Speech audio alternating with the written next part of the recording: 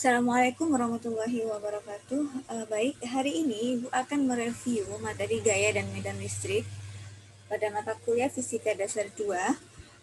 Review ini berdasarkan dari pertanyaan-pertanyaan dari absensi yang sudah Ibu berikan di link Google Form.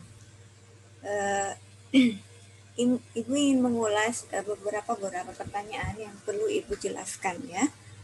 Dari pertanyaan-pertanyaan yang masuk. Yang pertama, Ibu mulai dulu dari penjelasan, Ibu mau menjelaskan kembali tentang gaya dan medan listrik. Kita sudah mempelajari tentang materi gaya dan materi medan listrik dari video yang sudah Ibu berikan. Kemudian Ibu berikan latihan soal.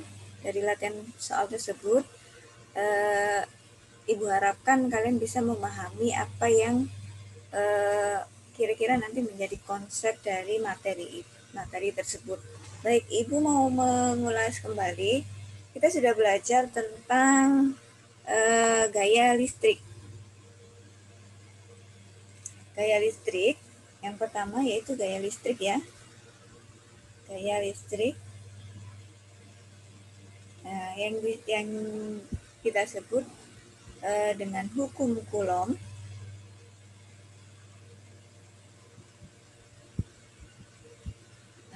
Persamaannya, kemarin kita punya persamaan kan, F sama dengan K Q1 Q2 per R 12 kuadrat. Karena gaya itu adalah besaran vektor, maka biasanya tandanya adalah ada tanda panjang seperti ini, dan kemudian di sini ada tanda vektor untuk jaraknya. Kemudian kita mempunyai persamaan yang kedua, yaitu dari medan listrik. Medan listrik lambangnya, simbolnya adalah E. Medan listrik ya. E sama dengan, jadi medan listrik itu sebanding dengan gaya listrik dibagi dengan Q, dengan muatan ujinya. Karena gaya listrik itu besaran vektor, maka medan listrik juga besaran vektor karena gaya listrik itu sebanding dengan medan listrik. Nah, kita punya F sendiri sama dengan K Q1 Q2 per ini, misalnya kita anggap ini Q1, ini Q kecil, maka kita bagi dengan Q, kalikan dengan R kuadrat, di sini ada R. Sehingga persamaan dari medan listrik sendiri itu sama dengan K Q per R kuadrat. Karena Q-nya yang di sini dicoret dengan yang ini. Sehingga sama dengan ini ya. Jadi kita punya dua persamaan, hubungannya yaitu medan listrik itu sebanding dengan gaya listrik dibagi dengan Q kecil atau muatan ujinya. Sesuai dengan penjelasan Ibu yang kemarin bahwa medan listrik itu adalah ruang atau tempat di sekitar muatan, baik itu muatan positif dan muatan negatif. Kalau muatan positif itu keluar dari muatan garis medan listriknya, kemudian untuk muatan yang negatif itu menuju muatan negatif itu. Kemudian waktu Ibu jelaskan tentang gaya listrik, misalnya ada dua muatan positif. Di sini ada muatan positif juga, ini Q1, ini Q2, maka gayanya kan ada, karena tolak menolak, maka gayanya ke sana, satunya ke sana. Ini F 12, gaya pada muatan 1 oleh muatan 2. Yang ini F 21, gaya pada muatan 2 yang disebabkan oleh muatan 1. Karena sama-sama positif, maka tolak menolak, seperti itu ya. Jadi untuk penggunaan negatif di contoh soal itu kita gunakan untuk mengetahui arah gayanya. Jadi untuk mengerjakan contoh soal, tanda negatifnya tidak perlu kita masukkan ke dalam penyelesaian soal gitu ya. Jadi misalnya kalau yang ini di sini muatan positif, di sini muatan negatif, maka arahnya kan akan berbeda ya, ini Q1, ini Q2. Di sini berarti karena tarik menarik ini F12, ini F21. Gaya yang pada muatan 1 disebabkan oleh muatan 2, gaya pada muatan 2 yang disebabkan oleh muatan 1. Karena di sini muatannya positif sama negatif, maka tarik menarik, maka arah gayanya seperti ini. Jadi, untuk mencari besarnya F12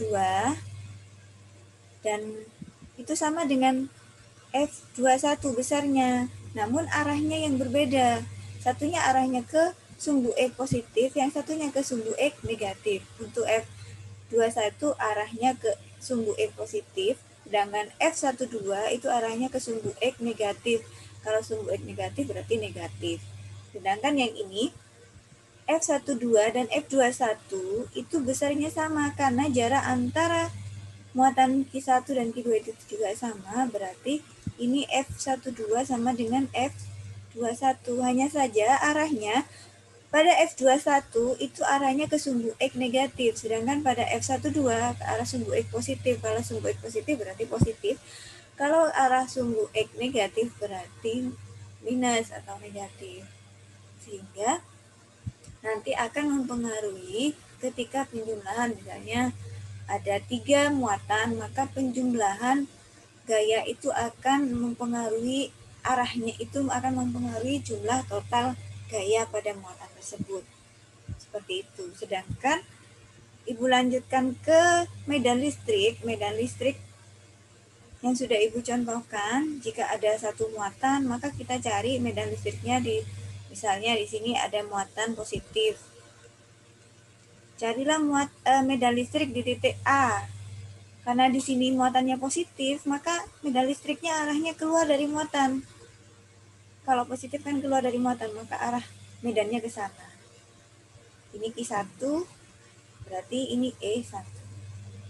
Bagaimana kalau ada muatan yang kedua? Misalnya muatan kedua ada di sini, minus Q2. Bagaimana medan listrik di titik A? Maka medan listrik di titik A itu menuju muatan, karena muatan Q2 itu negatif. Berarti E2-nya ke sana. Sehingga E totalnya itu adalah vektor dari, mungkin kalian kalau mau mempelajari ini, menjumlahkan vektor ini, maka mengingat kembali tentang vektor. Masih ingat tentang penjelasan vektor, bahwa jika ada vektor A, ini vektor A, kemudian ini vektor B, maka ada sudut antara vektor A dan vektor B. Maka kita menggunakan resultan dari vektor AB itu sama dengan akar dari A kuadrat. A kuadrat itu besarnya vektor A, kuadratkan ditambah besarnya vektor B, dikuadratkan plus 2 besarnya vektor A, kalikan vektor B, kalikan cos theta. Jadi theta ini adalah sudut antara vektor A dan vektor B, seperti itu. Ini pelajaran matematika ya. Kira-kira seperti itu. Kemudian ada lagi yang bertanya terkait dengan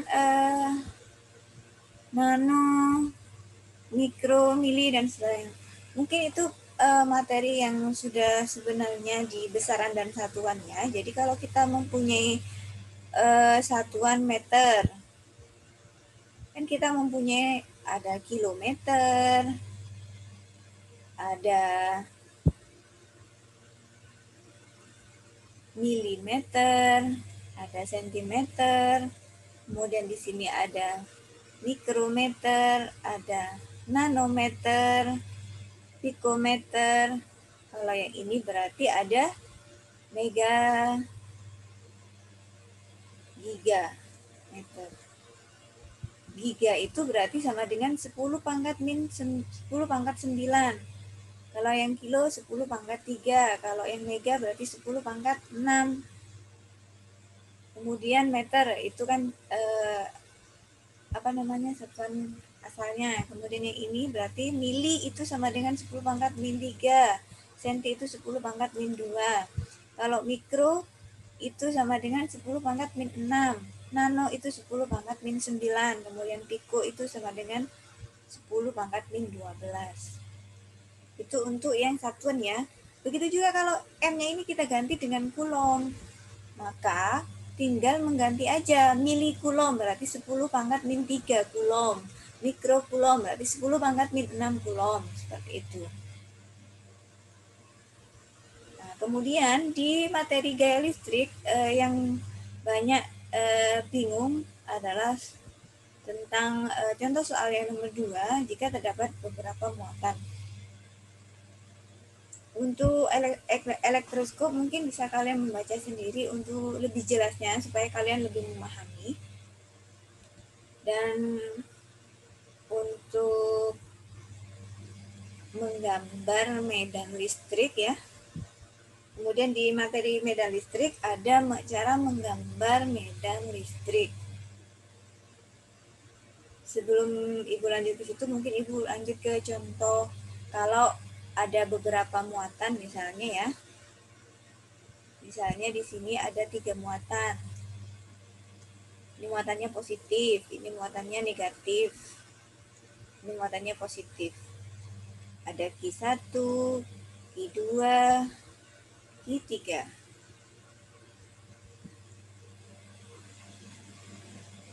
Misalnya disuruh cari gaya total pada muatan Q1. Berarti Q1 di sini itu dipengaruhi oleh 2 muatan. Yang pertama adalah muatan Q2 dan yang kedua yaitu oleh muatan Q3.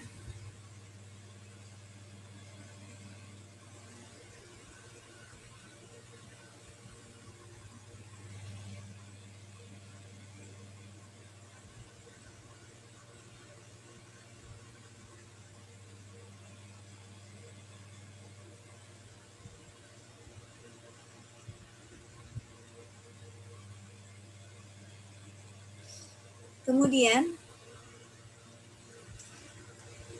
gaya total pada Q1 itu kita lihat arahnya. Misalnya pada Q1 yang dipengaruhi oleh Q2 karena di sini yang ini negatif, kemudian yang Q1 negatif, Q2 positif, maka arah gaya pada muatan Q1 yang dipengaruhi oleh Q2 itu kan tarik-menarik. Kalau tarik-menarik berarti arahnya ke sana.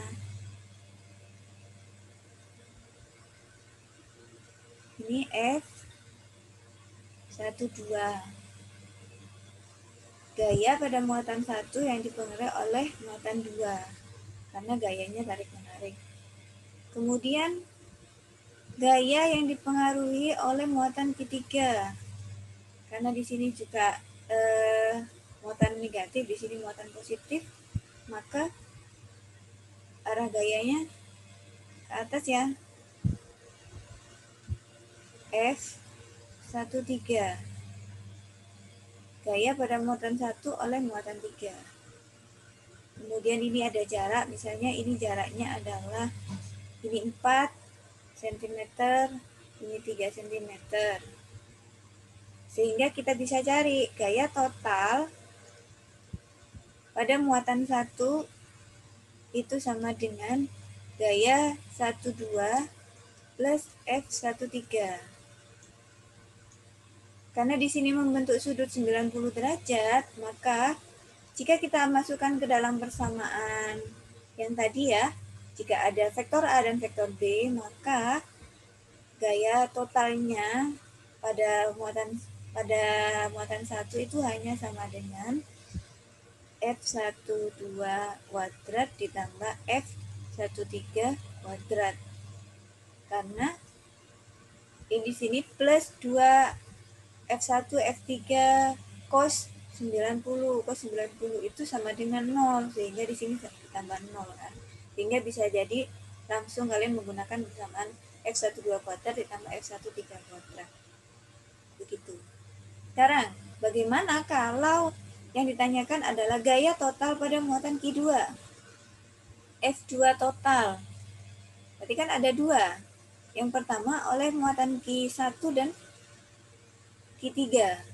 Kita lihat. Di sini Q-nya negatif, yang Q1-nya negatif, Q2-nya positif, berarti kan arahnya ke sana. Berarti F21. Gaya pada muatan 2 yang dipenuhi oleh muatan 1. Kemudian karena di sini sama-sama positif, berarti gaya pada muatan 2 yang dipengaruhi oleh muatan 3 sama-sama positif, kan tolak menolak, berarti arahnya ke sana. Berarti F23. Nah, ini kan membentuk sudut. Sudutnya dari mana? Sudutnya bisa dicari menggunakan pelurus ini. Jadi di sini kan 180 dikurangi sudut yang di sini. Sudut yang di sini bisa dicari dulu menggunakan Pitagoras. Karena di sini 4, 3 berarti di sini 5 cm. Seperti itu. Jadi F2 total itu sama dengan F21 ditambah F23. Karena ini masih vektor, maka dituliskan vektornya. Gitu. Begitu juga untuk F3 total yang dipengaruhi oleh muatan Q1 dan Q2, maka bisa dicari ini di sini ya, F1, F31, kemudian F32 arahnya ke sana.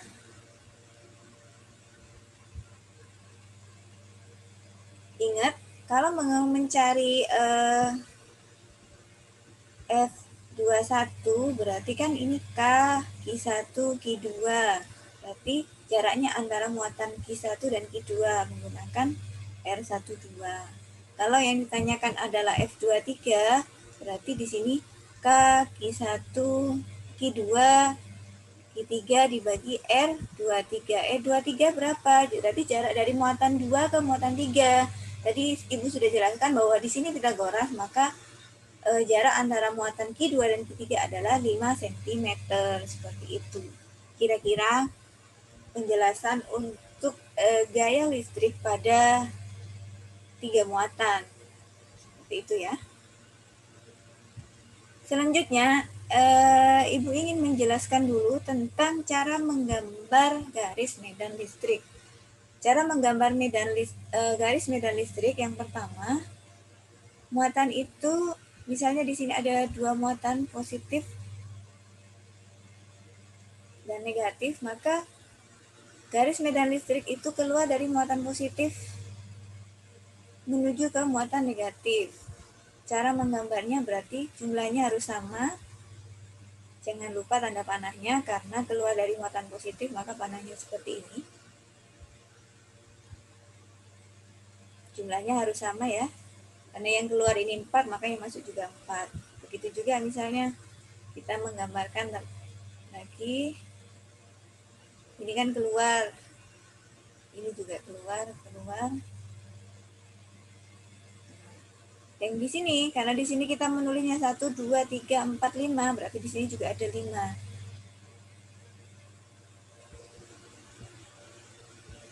Berarti tanda panahnya masuk ke dalam.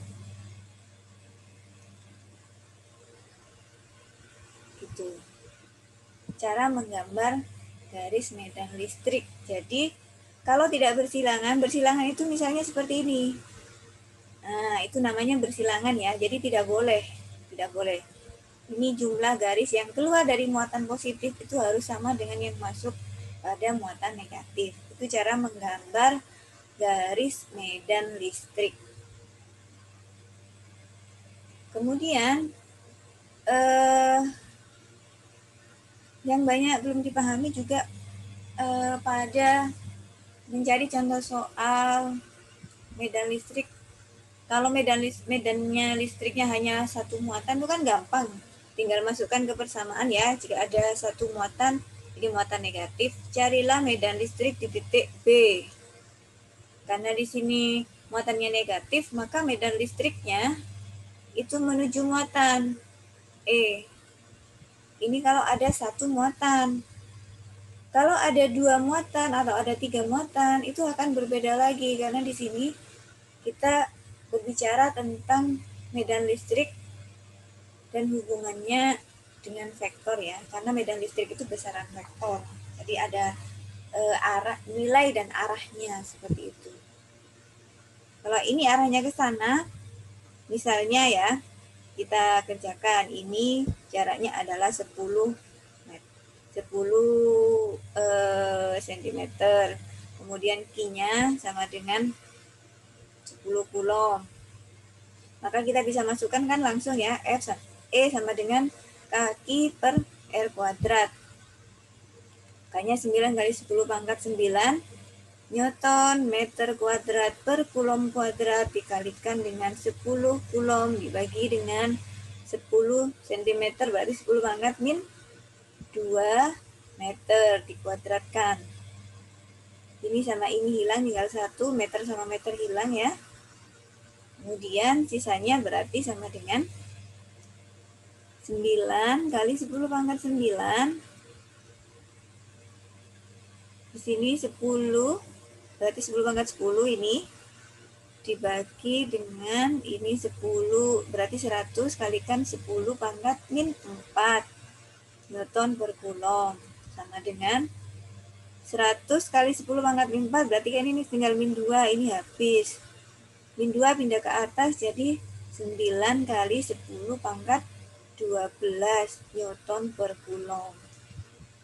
Kalau cuma muatannya 1 kan gampang. Gitu ya. Bagaimana kalau medan listrik dengan muatan yang ada 3?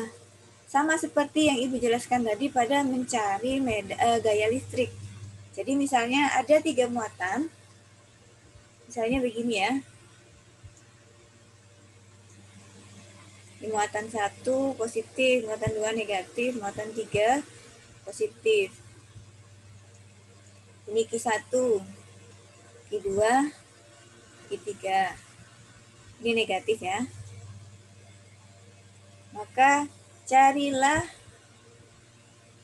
medan listrik di, misalnya di sini ini kita buat koordinatnya. Ini X, ini Y. Carilah medan listrik di titik asal, berarti yang dicari adalah medan listrik di sini. Berarti dipengaruhi oleh 3 muatan kan ya? Medan listrik berarti E di titik asal. E di titik asal berarti ada 3. Yang pertama oleh Q1 karena dia pas di titik tersebut maka medan listriknya sama dengan berapa? E1 kira-kira berapa? E1 adalah 0. Kenapa 0? Karena R-nya sama dengan 0. Seperti itu. Kemudian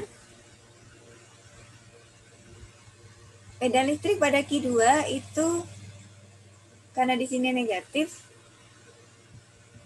Kemudian di sini yang ditanyakan adalah di titik asal, berarti E-nya adalah menuju muatan, E-nya ke sana. E2. Kemudian di sini ada muatan positif. E-nya berarti arahnya keluar dari muatan, berarti E3-nya ke sana. Seperti itu. Ini cuma contoh ya. Kenapa Ibu jelaskan sampai seperti ini? Karena di SMA kalian sudah dipelajari tentang listrik dan di SMA hanya yang diketahui adalah kalau muatannya cuma 1, muatan positif atau muatan negatif, maka carilah medan listrik di titik A, misalnya ini 10 cm. Medan listrik di titik B, misalnya di sini 5 meter. Itu kan tinggal masukkan ke persamaan ya. Persamaannya tadi E sama dengan K/I per R kuadrat.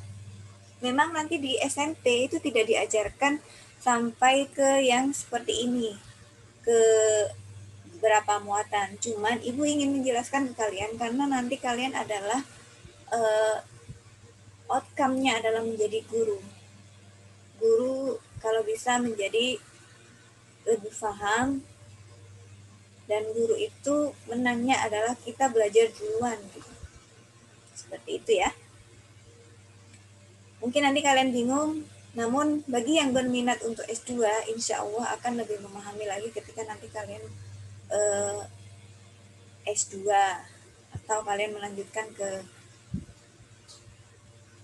pendidikan yang lain ya, misalnya kalau tertarik ke biologi bisa juga ke pendidikan biologi, tertarik ke fisika nanti bisa ke pendidikan fisika atau kimia seperti itu.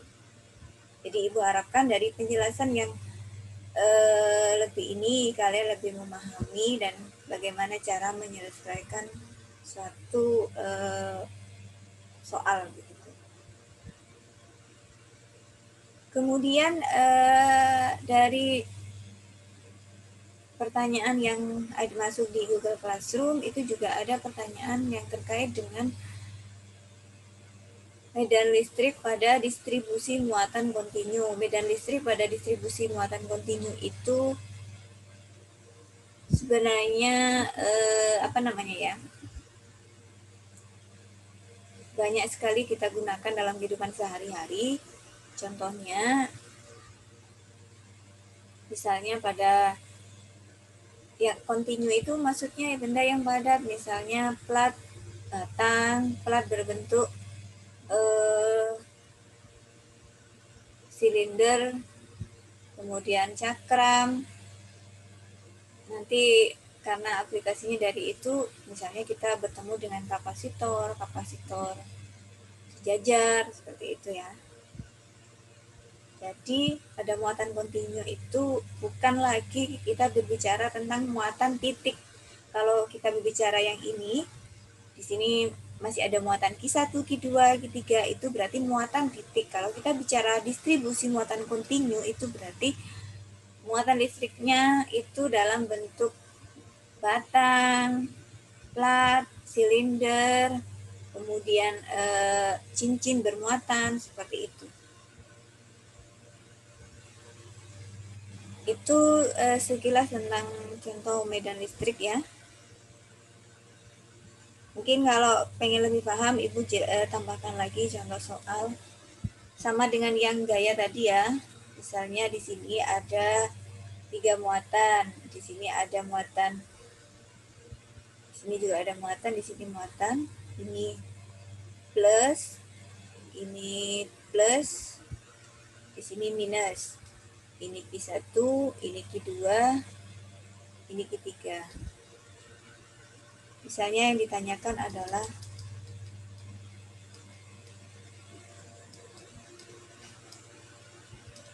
carilah medan listrik di titik P ini.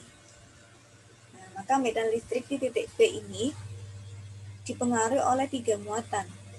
Yang pertama oleh muatan Q1, karena ini adalah plus, maka E1-nya adalah keluar dari muatan. Medan listriknya kan keluar dari muatan, berarti ini E1-nya. EP1, medan listrik di titik P oleh muatan 1. Kemudian di sini oleh muatan Q2, maka medan listriknya juga keluar dari muatan, berarti kan ke sana. EP2, medan listrik pada muatan 2 yang dipengaruhi pada titik P yang dipengaruhi oleh muatan 2. Kemudian di sini medan listrik yang dipengaruhi oleh Q3 karena di sini apa namanya? Muatannya negatif, maka menuju muatan, arahnya medannya ke sana. Tapi ini EP3, medan listrik di titik P oleh muatan 3. Maka kalian cari satu persatu dulu, EP1 berapa, EP2 berapa, EP3 berapa. Maka nanti bisa dicari EP totalnya. EP total nanti karena ini masih dalam bentuk vektor ya. Di EP1 ditambah EP2 ditambah EP3. Seperti itu. Nanti misalnya yang EP3 ini ke arah sumbu X negatif, berarti kan dia nanti negatif ya. Kemudian min I, kalau kita menggunakan IJK, berarti kan ke arah sumbu X negatif itu min I. Kemudian kalau yang ke sumbu Y positif berarti plus J. anunya apa namanya, lambangnya nanti J. Kemudian yang EP1 ini ada dua komponen, satunya I, satunya J, karena dia membentuk sudut seperti itu. Kira-kira seperti itu untuk penjelasan lebih lanjut terkait dengan materi gaya dan medan listrik. Sudah Ibu jelaskan bagaimana cara menggambar gaya listrik dan juga bagaimana menggambar medan listrik. Kira-kira sampai di sini Ibu akhiri, semoga bisa dipahami. Wassalamualaikum warahmatullahi wabarakatuh.